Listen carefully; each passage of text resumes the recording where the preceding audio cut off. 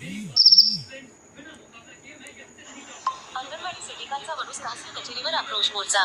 Vaduj DS news कडून करणार नाही बीएलओचे काम करणार नाही.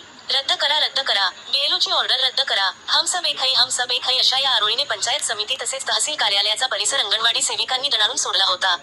महाराष्ट्र पूर्व प्राथमिक शिक्षिका सेविका संघ सातारा जिल्हा यांच्या अध्यक्ष सुजाता ननवरे यांच्या मार्गदर्शनाखाली या मोर्चाचे आयोजन करण्यात आले होते.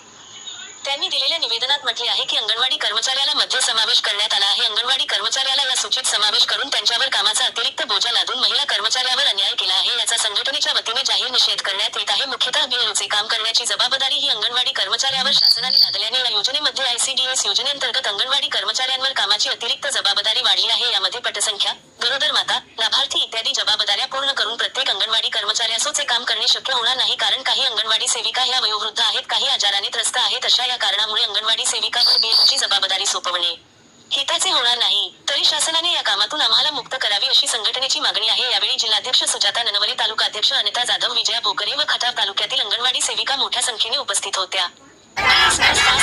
बेल आयकॉन दाबा, सबस्क्राईब करा.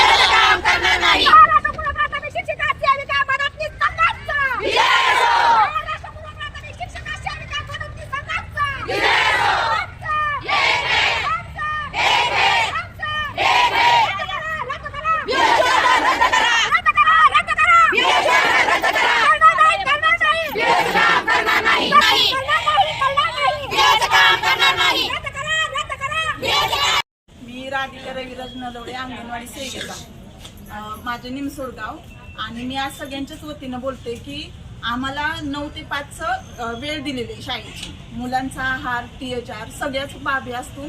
FRS आज कुठल्याही महिलेचं पूर्ण झालेलं नाही आणि FRS पूर्ण झालं नाही म्हणून आम्हाला वरून पण दबाव येत आहे.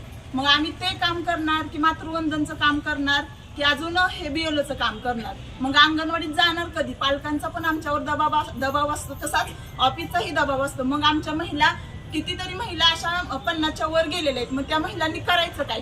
मग एकतर तुम्ही ही ऑर्डर रद्द करा, नाहीतर आम्ही इथं बसून राहतो. कुठलं तरी दोन्हीतला आम्हाला न्याय मिळावा.